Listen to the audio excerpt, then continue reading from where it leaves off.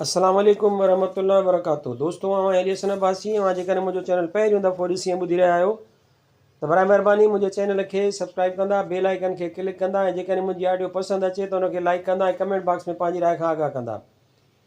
किताब जो नालो आहे ॻाल्हियूं मुंहिंजे सिंध जूं, मकाला, तक़रीरूं, ख़त ऐं इंटरव्यू। मुसनिफ़ सैयद असामुद्दीन राशिदी, मुरतब ग़ुलाम अहमद लाखो, छपाईंदड़ सिंधी अदबी बोर्ड ऐं endowment fund trust for the preservation of the heritage of Sindh. छापो 3 साल 2020 ईस्वी, वधायल ऐं संवारियल। इस्फ़हान जी हिकु यादगार शाम। तर्जुमो इमाम राशिदी। पीर असामुद्दीन राशिदी जो ही मज़मून इस्लामाबाद मां साल 1977 ईस्वीअ में छपियल किताब पेवंदाए फ़रंगी ईरान और पाकिस्तान में शाया थियो हो। हिन मज़मून जो सिंधी तर्जुमो मेराण नंबर 1 साल 1997 ईस्वीअ में शाया थियो। जहान रा अगर इस्फ़हानी नबूद, जहान आफ़री रा जहानी नबूद। ईरान जी आर्ट, इमारत साज़ीअ जे फ़न ऐं ॿियनि फ़नून लतीफ़ा खे ॿ मुहसिन अहिड़ा मिलिया आहिनि जन उन जे तहफ़ुज़, उन जी तहक़ीक़ ऐं उनखे अबद ताईं ज़िंदा रखण में पंहिंजी सॼी उमिरि सर्फ़ कई आहे। हिकिड़े सॼे ईरान खे पंहिंजे दामन में गॾु कयो ऐं ॿिए रुॻो हिकु ई शहर यानी इस्फ़हान निसफ़ जहान ते लिखण खे पंहिंजो फ़र्ज़ु ॼाणी उन जी हिकु हिकु इमारत ऐं हिकु हिकु घिटी ऐं पाड़े खे ॾिठो, बर्बादियुनि ऐं आबादियुनि जी तहक़ीक़ कई ऐं उन्हनि जी तारीख़ी नोयत खे मालूम करे संदन तारीख़ खे हमेशह हमेशह लाइ मिटिजी वञण खां महफ़ूज़ कयो। ओबम पोप।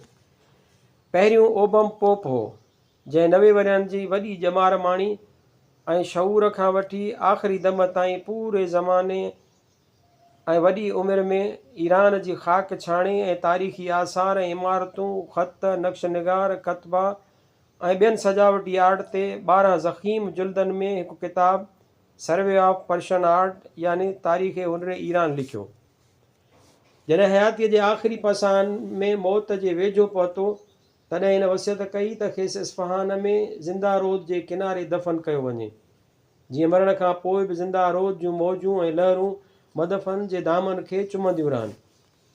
अॼु हिन जो ख़ूबसूरत मक़बरो जंहिं जॻह ते हिन चाहियो हो उन ई हंध ते ईरान हुकूमत ठहिराए हिकु तरफ़ हिन मरहूम जे रूह खे तस्कीन पहुचाई आहे त ॿिए तरफ़ पंहिंजी बुज़ुर्गवारी ऐं इल्मु क़दरदानीअ जो ज़िंदा मिसाल क़ाइमु कयो आहे। उन ई पोड़े बुज़ुर्ग सां आख़िरी ॾींहंनि में मुंहिंजी बि ॼाण सुञाण ऐं मुलाक़ातूं रहियूं। वफ़ात खां कुझु महीना अॻु हिन जे तरफ़ां शिराज़ में मुनक़िद थींदड़ हिकु कॉन्फ्रेंस जो दावतनामो आयो, लेकिन कॉन्फ्रेंस थियण खां अॻु में हिन जो इंतकाल थी वियो ऐं कॉन्फ्रेंस बि मुलतवी थी वई। बहुत शौक़ से सुन रहा था ज़माना हमें, सो गए दास्तां कहते कहते। लुत्फ़ुल्लाह हुनरफर।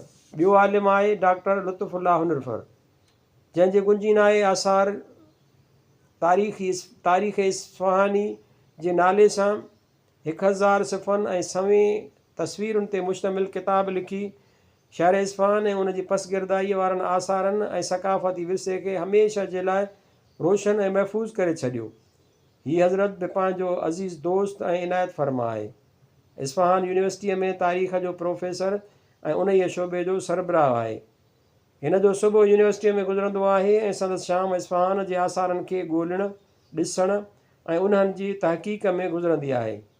हिन जूं रातियूं लिखण पढ़ण में गुज़री वेंदियूं आहिनि। जवानीअ जे ॾियारे खां वठी अछे मथे थियण ताईं हिन जो ॾींहुं राति उहो ई मामूल ऐं मशग़ूलो रहियो आहे। हिकु ज़ख़ीम किताब ऐं ॿियनि केतिरनि ई मज़मूननि लिखण जे बावजूदि संदसि ख़्यालु आहे त इस्फ़हान ते अञा कुझु न लिखियो वियो आहे ऐं घणो कुझु लिखण अञा बाक़ी आहे। गुमाने मुबरका बपायाने रसीदे कार मगान हज़ार बादाए न खोरदा दरे रगे ताके अस्त। हाणे छा ॾिसणो आहे? मां केतिरा भेरा इस्फ़हान वियो आहियां, मशहूरु जायूं, मस्जिदूं, बाज़ारियूं ऐं मक़बरा बार बार ॾिठा आहिनि, लेकिन इस्फ़हान हक़ीक़त में पूरो जहान न, तॾहिं बि निसफ़ जहान वाक़ई आहे। मोटीअ जी जॾहिं पढ़ंदो आहियां त मालूम थींदो अथमि त हीअ आसार हुआ, ही मक़बरा ऐं ही तारीख़ी कतबा हुआ जे ॾिसण खां रहिजी विया ऐं अञा घणो कुझु आहे जंहिंखे ॾिसणु ज़रूरी आहे। हिन भेरे मार्च 1974 ईस्वीअ में 2 ॾींहं हिन निसफ़ जहान में रहणु नसीबु थियो। 17 तारीख़ जे 2 पहरनि जो पहुतुसि ऐं ॿिए ॾींहुं यानी 18 तारीख़ 3 पहरनि खां पोइ उतां रवानो थियुसि। हिन भेरे पको इरादो हो त ॾिठल जायूं न ॾिसंदुसि, बल्कि उन्हनि बजाए निज़ामुल मुल्क तूसी जी मज़ार, मलिक शाह सलजोकी ऐं उन जे ख़ानदान जो मदफ़न ऐं मस्जिद लंबान ॾिसणा आहिनि। तंहिं करे जहाज़ मां लहंदे ई पंहिंजे दोस्त डॉक्टर हुनरफर खे मूं ॿुधाए छॾियो त हाणे मशहूरु हंधनि खे छॾे फ़क़ति माज़ीअ जे तारीख़ी ज़रूकनि में ॾिसंदासीं। ज़माने जे रस्म खे पूरो करणु ज़रूरी हो। यूरोपी मुल्कनि जा 8 ईरान शनास साण हुआ। पहिरीं असां मैदान शाह, आली कापू, मस्जिद शाह, मस्जिद लुत्फ़ुल्ला, चहल सुतून ऐं ॿियूं क़ाबिले दीद इमारतूं ऐं हंध ॾिठासीं। ही उहे हंध आहिनि जंहिंजे करे इस्फ़हान खे शोहरत हासिलु आहे ऐं हर ईंदड़ खे उन्हनि खे ॾिसणु इस्फ़हान जे सफ़र खे हासिल मक़सदु सम्झंदो आहे। मदरसाए मलिक शाह सलजूकी। इस्फ़हान जे हिकिड़े मुहले जो नालो अहमदाबाद आहे। उन में हिकु घिटी आहे जंहिंखे दारुल बतीख़ चवंदा आहिनि ऐं अवाम जे ज़ुबान ते उन जो बिगड़ियल नालो दालबीती या दालबती चढ़ी वियो आहे। उहा घिटी तारीख़ आहे। सलजोकियुनि जे दौर में ही महलो, जंहिंजो क़दीम नालो मौला किरान आहे, ॾाढो वसंदड़ ऐं इल्म फ़न जो मर्कज़ हो। मलिक शाह सलजोकीअ जो जोड़ायल वॾो मदरसो बि उन ई महले में वाक़िअ हो, जंहिंमें ॾूरान मुल्कनि जा तालिब इल्म अची इल्मु पिराईंदा हुआ। उन्हनि जो ऐं उस्तादनि जो ख़र्च वग़ैरह हुकूमत तरफ़ां अदा कयो वेंदो हो। मदरसे जो नालो निशान मिटिजी वियो आहे ऐं महलो बि पंहिंजो पुराणो रंग ढंग, बनावट ऐं नक्शो विञाए चुको आहे। नवां घर, सिधियूं घिटियूं ऐं जदीद तर्ज़ जा मुहला वजूद में अची विया आहिनि। मुहले जो पुराणो नालो माण्हुनि खां विसरी चुको आहे। हाणे करान जी जाइ ते उनखे अहमदाबाद चवनि था। तारीख़ी आसारनि में मलिक शाह सलजोकीअ जो क़ब्रस्तान ऐं संदसि मशहूरु आलिम वज़ीर निज़ामुल मुल्क तूसी जी मज़ार हिक ई अहाते ऐं हिक ई छत जे हेठां बाक़ी रहिजी विया आहिनि। सलजोकी सलातीन जूं 5 शाख़ूं इस्लामी मुल्कनि जे 5 मुख़्तलिफ़ हिसनि ते हुक्मरान हुयूं। बुनियादी शाख़ उहा हुई जेका ईरान ते हुक्मरान हुई। ॿी शाख़ इराक़ ते हुकूमत कंदी हुई। 3 शाख़ किरमान ते हाकिम हुई ऐं 4थी शाख़ उहा हुई जेका रूम ऐं रूमी सल्तनत जे कब्ज़े हेठि याने तुर्की ते क़ाबिज़ हुई। 5 सिलसिलो शाम ते मुसलत हो। ईरान जी बुनियादी शाख़ खे तारीख़ में सलजाकाए बुज़ुर्ग जे नाले सां यादि कयो वेंदो आहे। उन जे सिलसिले में ई सलजाका जा नाले वारा बादशाह थी गुज़रिया आहिनि। सलातीन जो मदफ़न। हीअ बादशाह हिकु शहर या हिकु ई हंधि मदफ़ून न आहिनि, मुख़्तलिफ़ शहरनि में दफ़न थिया। ज़माने जे लाहनि चाढ़नि केतिरियूं ई क़बरूं उजाड़े छॾियूं ऐं केतिरनि जे मक़बरनि जो नालो निशान मिटाए छॾियो। हिन बुनियादी सलजाकाए बुज़ुर्ग जा सलातीन हिन तरह दफ़न थिया आहिनि। तुगरुल बेग बिन मीकाइल 429 465 रे तेहरान। अलप अरसलान बिन चुगरी बेग 455 465 मरो। मलिक शाह बिन अलप अरसलान 465 485 इस्फ़हान। बरकियारक बिन मलिक शाह 487 498 इस्फ़हान। मोहम्मद बिन मलिक शाह 498 511 इस्फ़हान। महमूद बिन मोहम्मद बिन मलिक शाह 511 525 इस्फ़हान। संजर बिन मलिक शाह 511 552 इस्फ़हान। इराक़ जीअं त ईरान जो हिसो हो, उन करे उतां जा सलजोकी घणो करे हमदान ऐं रे में दफ़न थिया, जंहिंजी फ़हरिस्त हीअ आहे। तुगरुल बिन मोहम्मद बिन मलिक शाह 526 527 मदरसा तुगरुल हमदान। मसूद बिन मोहम्मद बिन मलिक शाह 527 547 मदरसा तुगरुल हमदान। मोहम्मद बिन महमूद बिन मोहम्मद बिन मलिक शाह 548 554 हमदान। सलमान बिन मोहम्मद बिन मलिक शाह 554 556 हमदान। अरसलान बिन तुगरुल बिन मोहम्मद बिन मलिक शाह 556 573 हमदान। तुगरुल बिन अरसलान बिन तुगरुल बिन मोहम्मद 573 590 मकबरो तुगरुल बेग रे। मस्जिद लंबान। मूंखे हिन दफ़े हिकु त मलिक शाह ऐं निज़ामुल मुल्क जूं क़बरूं ॾिसणियूं हुयूं ऐं ॿी मस्जिद लंबान। डॉक्टर लुत्फ़ुल्ला हुनरफर पहिरियां मस्जिद लंबान जो रुख़ कयो। मैदान शाह खां निकिरी चार बाग जे शाही रस्ते खे पार करे क़याबान शेख भाई जे ज़रिए असांजी मोटर मस्जिद लंबान जे दरवाज़े ते अची बीठी। मस्जिद लंबान सूफ़ी दौर में ख़ुदा जे घर खां अलावा हिकु समाजी ऐं सक़ाफ़ती मर्कज़ जी हैसियत बि रखंदी हुई। हीउ पुराणो महलो इस्फ़हान जे शुरूआती आबाद थींदड़ महलनि मां आहे। उन करे ॿाहिरां हर नओं ईंदड़ मुसाफ़िर हिन मस्जिद जो हिकु ॿ फेरो ज़रूरु ॾींदो हो। शहर जा पढ़ियल लिखियल आलिम, अदीब ऐं शाइर रोज़ानो हिते ईंदा हुआ। उन्हनि जूं महफ़िलूं ऐं मुबाहिसा ऐं शहरो सुखनि जूं मजलिसूं हिते थींदियूं हुयूं। ॿिए हंधि मुलाक़ात न थी सघे त हिते मुलाक़ात यकीन न थिए, ॼण त सॼे इस्फ़हान जो सकाफ़ती ऐं समाजी मर्कज़ ई हो। ताहिर नसीराबादी पंहिंजे मशहूरु तज़किरा शुअरा 1083 हिजरी में हिन मस्जिद में मेल मुलाक़ातुनि जो ॾाढो ज़िक्र कयो आहे। हीउ मिर्ज़ा ताहिर उहो ई आहे जंहिंजो जदे अमजद मिर्ज़ा सादिक मीना हिंदुस्तान में अची रहियो ऐं ॿ निहायत अहम तारीख़ूं लिखियाईं। सुबह सादिक, जंहिंखे हिन 1048 हिजरीअ में मुकमिल कयो ऐं शहज़ादे शुजा जे नाले सां मनसूब कयो। ॿी तारीख़ आहे शाहिद सादिक, जंहिंखे 1056 हिजरीअ में मुकमिल कयाईं। हिन मुसनफ़ ते मुंहिंजो मज़मून पढ़ो पारस, कराची, जुल्द अवल, शुमारो अवल, अक्टूबर 1967 ईस्वी। मां जंहिं ज़माने में तज़किरा शुअरा कश्मीर मुरतब करे रहियो हुउसि त उन वक़्तु तज़किरा नसीराबादीअ में अक्सर शाइरनि ऐं आलमनि जे महफ़िलुनि ऐं दिलचस्प मजलिसुनि जो ज़िक्र पढ़ियो हुउमि ऐं ईअं लॻो त हीअ मस्जिद इस्फ़हान जो हिकु निहायत अहम इल्मी मर्कज़ हो। कुदरती तौरु मूंखे हिन जे ॾिसण जो ख़्यालु थियो ऐं उन वक़्त ताईं उन ख़्वाहिश खे निभाईंदो रहियुसि। लंबान हिकु सॼे मुहले जो क़दीम नालो आहे। असल में हीउ शहर खां ॿाहिरि हिकु देह जो नालो हो ऐं जॾहिं शहर वधियो त उहा देह इस्फ़हान जो हिकु महलो थी वई।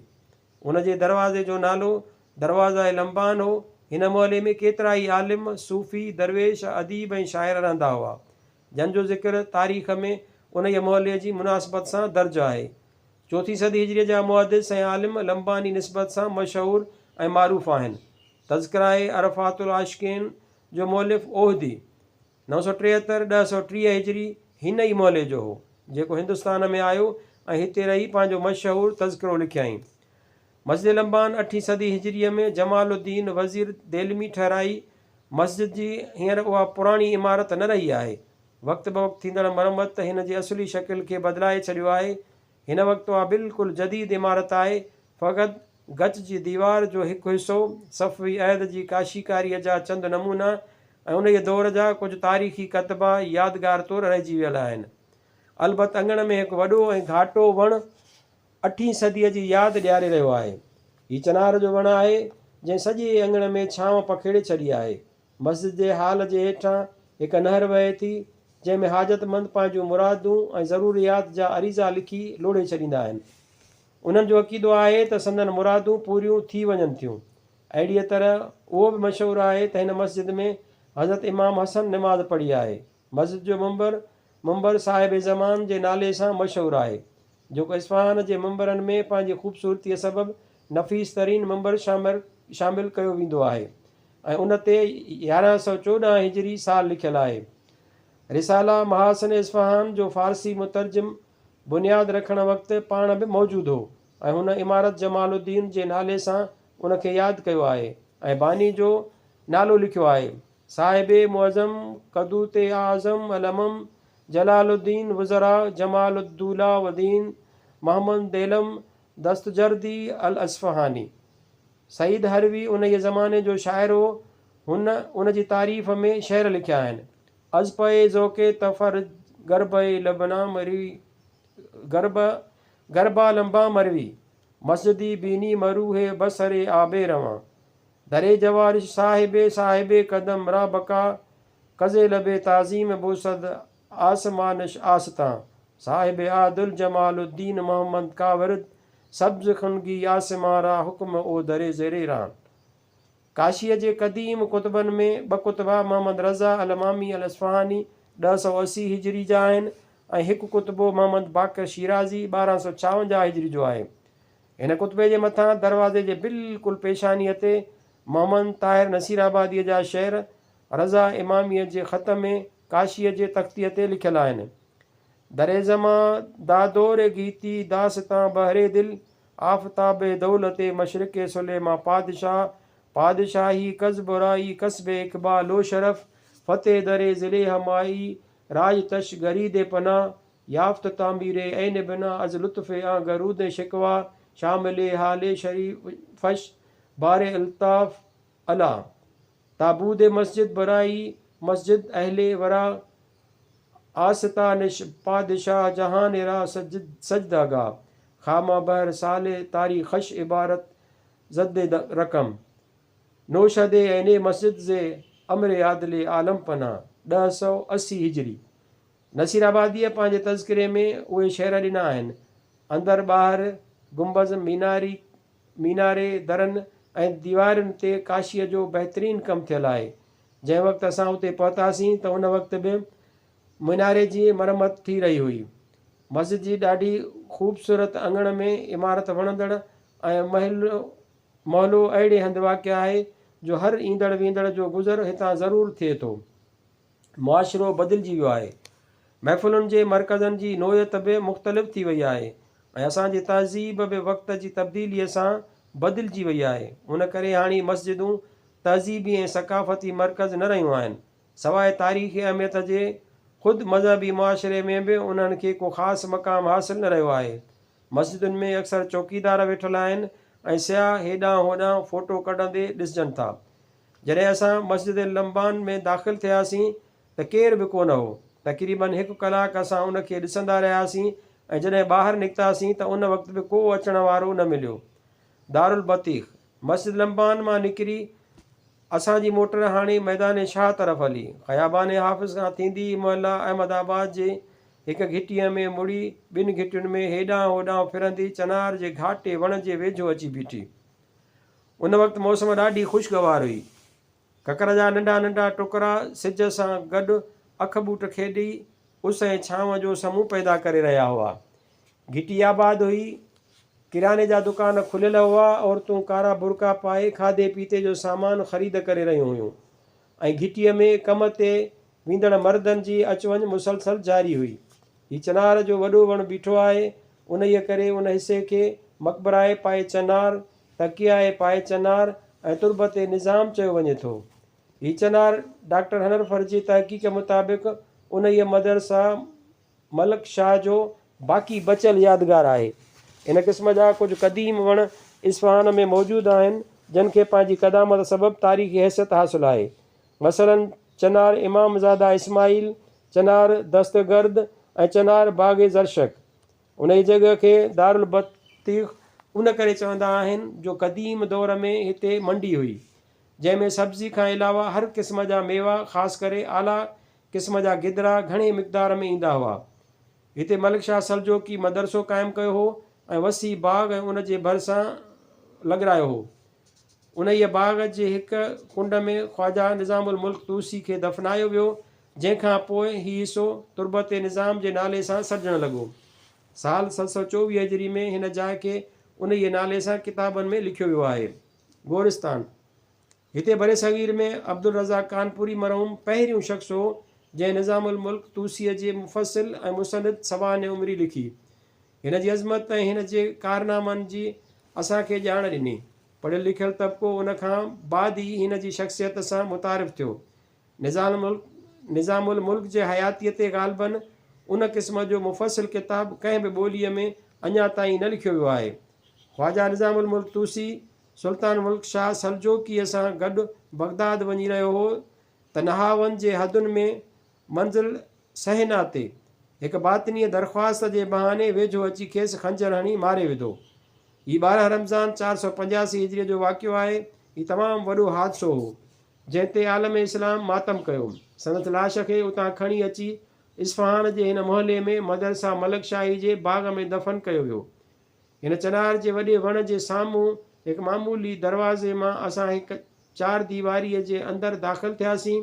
नंढे अङण खां पोइ 4 फुट मथे हिकु थल्हो हो जंहिं ते छत हुई। खुलियल अङण जे विच में कुझु मेवेदार वण हुआ जेके हर ईरानीअ जे घर जी सूंहं पिणु आहिनि। उन ई थल्हे ते मक़बरनि जो हिकु मजमू आहे जंहिंमें ख़्वाजा बुज़ुर्ग जी क़बर खां सवाइ कुझु सलजोकी सलातीन बि मदफ़ून आहिनि। उन्हनि सलजोकियुनि में सुल्तान संजर खां बाद मलक शाह सभ खां घणो नाले वारो बादशाह थी गुज़रियो आहे। लेकिन ख़्वाजा निज़ामुल मुल्क जहिड़े नामवर वज़ीर आलिम ऐं अदीब जे भरिसां दफ़न थियो। उन ई करे संदसि नालो दॿिजी वियो ऐं ख़ल्क़ जे ज़ुबान ते क़बर निज़ाम नालो रहिजी वियो। ख़्वाजा बुज़ुर्ग जे उच ते मारिजी वञण जो वाक़ियो एतिरो त वॾो हो जो उन खां हिकु महीनो पोइ जॾहिं मलिक शाह जी लाश खे खणी अची हिन हंधि दफ़न कयो वियो त संदसि मदफ़न खे कंहिं बि अहमियत जे क़ाबिल न सम्झियो वियो। ख़्वाजा निज़ामुल मुल्क जी मज़ार। थले ते ईंदे ई पहिरीं क़बर ख़्वाजा जी अचे थी। मज़ार ते लॻल तख़्ती संगे मरमर जी, किनारा चिटियल ऐं क़ुरानी आयतुनि सां सजियल, मथे किनारनि ते आयतूं आहिनि ऐं सेरांदीअ खां घणनि हंधनि तां डठल कतबो आहे जंहिंजी इबारत हिन तरह आहे ऐं हीअं पढ़ी वञे थी: वासिले गश्ते बजवारे मरहमत व गुफ़राने व फ़ायज़शद बगुरफ़ाते जनाने व रोज़ाए रिज़वान हज़रत मग़फ़रत माबे क़यामे बसिफ़त रहमत दयान अल मफ़ाख़िरो इफ़्तिख़ार अल अकाबिर व आज़म अल वुज़रा ख़्वाजा अल मुल्क। मूंखे डॉक्टर हनरफर ॿुधायो त ही ॿियनि क़बरुनि जो पथर सफ़वी दौर जा ॾिसजनि था। ही ॿिनि क़बरुनि जा पथर सफ़वी दौर जा ॾिसजनि था। मौजूदा इमारत वेझड़ाईअ वारे दौर जी ठहियलु आहे। उन जी क़बर जे आसपास ख़्वाजा जे पुटु अबू बकर उबैदुल्ला मुअल्लिदुल मुल्क जी क़बर बि हुई, जंहिंखे सुल्तान बरक़ियारक पंहिंजो वज़ीर मुक़ररु कयो हो ऐं पोइ 494 हिजरीअ में पंहिंजे हथनि सां संदसि सिसी उॾाए छॾी। हाणे उहा क़बर ज़ाहिर न आहे। मरमत ऐं ज़माने जे लाहन चाढ़नि में ॿियनि क़बरुनि सां गॾु हीअ क़बर बि मिटिजी वई आहे। मां उन अज़ीमुल शान शख़्सियत जी तारीख़ी क़बर जे चौधारी हर हर फिरुस ऐं हैरत मां पथर जे उन निशान खे ॾिसंदो रहियुसि जंहिंजे हेठां गुमान आहे त निज़ामुल मुल्क जहिड़ी अज़ीम शख़्सियत अबदी निंड में सुतल आहे। तस्वीरूं कढियमि ऐं क़दम अॻिते वधायमि। मलिक शाह सलजोकीअ जी क़बर। चंद क़दमनि जे फ़ासिले ते ॿ क़बरूं हिक ॿिए सां गॾु आहिनि। ॿिन्हिनि जी मज़ार जो पथर संगे मरमर जो आहे। हिकु चिटसाली ऐं आयतुनि सां सजियल आहे ऐं ॿी उन जे भेट में घणे नक्श निगारीअ सां आरास्ता आहे। ॿिन्हिनि ते नाला न आहिनि। गुमान आहे त जेका घटि नक्शदार क़बर आहे उहा सुल्तानुल मुल्क शाह सलजोकीअ जी आहे, जेको ख़्वाजा निज़ामुल मुल्क जी शहादत खां हिकु महीनो बाद शवाल 485 हिजरीअ में जुमे जे ॾींहुं बगदाद में मरी वियो। मलिक शाह जी दरबारी शाइर अमीर मुअज़्ज़ी उन वाक़िए ते ही शेर चया हुआ: रिफ़त दरे यके मां बफ़िरदोस बरी दस्तूर पीर शाह बरना अज़ पसे ओ रफ़्ते दरे माह दगर कुर्दे नागा कहरे यज़दा इज्ज़ो सुल्तान आशिकार कहरे यज़दा नी बबीने वो अजिज़ो सुल्तान नी नगर। सुल्तान जो लाश पहिरियां अमानत तौरु बगदाद में शोनेज़ जे क़ब्रिस्तान में दफ़न कयो वियो, जितां संदसि पुटु महमूद शाह खणी अची इस्फ़हान जे हिन मदरसे मलिक शाही में ख़्वाजा निज़ामुल मुल्क जे भरिसां दफ़न कयो। तुर्कान ख़ातून मलिक शाह जी अज़मत वारी मलका हुई। जहिड़ो अज़ीम मुड़ुसु हो अहिड़ी हीअ बेगम हुई। साल 487 हिजरीअ में मुड़ुस जे वफ़ात खां तक़रीबन 2 साल पोइ इस्फ़हान में ऐं हिते ई सुल्तान जे भरिसां दफ़न थी। क़बर चइनी पासनि खां चिटियल आहे। उन ते नालो लिखियलु न आहे, फ़क़ति क़ुरानी आयतूं नक्श थियल आहिनि। सुल्तान बरक़ियारक, सुल्तान महमद, ही ॿई मलिक शाह जा पुट हुआ। ज़िंदगीअ में ही ॿई भाइर हिक ॿिए जा सख़्तु मुख़ालिफ़ ऐं जानी दुश्मन हुआ। लेकिन जॾहिं ही जहान छॾियाऊं त संदन क़िस्मत ऐं बेवसीअ ॿिन्हिनि खे हिक ॿिए जे भरिसां जॻह ॾेई छॾी। मलिक शाह जी सेरांदीअ खां 2-2.5 फुट मथां ई ते ॿिनि क़बरुनि जा निशान आहिनि ऐं उहे ॿई क़बरूं उन्हनि ॿिन्ही भाइरनि जूं ॿुधायूं वञनि थियूं। उन जे सॼे ढकियल ऐवान जो फ़र्श ऐं दीवारूं साए रंग जी टाइलुनि जो आहे। सुल्तान बरक़ियारक जी क़बर जो संदूक नुमा थलो उन्हनि साइनि टाइलुनि जो ठहियलु आहे। का बि चिटसाली या कतबो लॻल न आहे। रिवायत उहा ई आहे त उहा क़बर बरक़ियारक ऐं मुहम्मद जी आहे। ॿियूं क़बरूं। मालूम थिए थो त मदरसा मलिक शाही जे बाग़ जी हीअ कुंड, जंहिंमें पहिरीं निज़ामुल मुल्क खे दफ़न कयो वियो, बाद में सरकारी क़ब्रिस्तान जी शकिल अख़्तियार करे वियो। इस्फ़हान सलजोकी सलातीन जे हिन शाख जो दारुल सल्तनत रहियो। उन ई करे जो सलजोक सुल्तान फ़ौत थियो, संदसि दफ़न गाह बि उहा ई कुंड बनी। बाद जे दौरनि में ॿिया माण्हू बि दफ़न थिया आहिनि। कुझु क़बरूं 9 ऐं 10 सदीअ जूं बि मौजूदु आहिनि, जंहिंजे शख़्सियतुनि जी तारीख़ी हैसियत मालूम न आहे, नाला ऐं साल उन्हनि ते लिखियलु आहिनि। असां उन ई इबरतगाह ते तक़रीबन 2 कलाक गुज़ारिया ऐं क़बरुनि जे पासे बार बार घुमंदा रहियासीं, बहस कंदा रहियासीं ऐं उन्हनि जे क़त्ल ऐं ज़ुल्मनि जा दास्तान यादि कंदा रहियासीं। तारीख़ी शख़्सियतुनि जो आगाज़ तोड़े अंजाम ऐं पोइ हीअ कसम पुरसी वारी हालत ॾिसी दुनिया ऐं दुनिया वारनि जी बेसबातीअ ते मलामत कंदे असां 4 दीवारीअ खां ॿाहिरि निकिरी आयासीं ऐं उन ई क़दीम चनार जे शाख़ुनि ऐं थुड़ खे हिकु दफ़ो गौर सां ॾिसंदा मोटर में सवार थी महिमान खाना शाह अब्बास तरफ़ हलियासीं। मोटर हलंदी रही ऐं मुंहिंजे ज़हन में ख़ाकानीअ जो हीउ शहरु फिरंदो रहियो। मलिक शाह आब व आतिश बूद रफ़्ते या आबे व मर्द आतिश कानून ख़ाकस्तर व ख़ाके अस्त मानद दरे सफ़ा हानिश। सुल्तान मलिक शाह ख़ुशकिस्मत हो जो ख़्वाजा निज़ामुल मुल्क जे भरिसां दफ़न थियो ऐं हुन नामवर वज़ीर मुंशी ऐं मुसनिफ़ जे करे संदसि क़बर अॼु ताईं क़ाइमु रहंदी आई आहे। जेको पढ़ियलु लिखियलु निज़ामुल मुल्क जी ज़ियारत लाइ वेंदो आहे उहो हिन अज़ीम सलजोकी बादशाह जे क़बर खे बि हैरत मां ॾिसंदो आहे। कराची 6/8/1974 ईस्वी।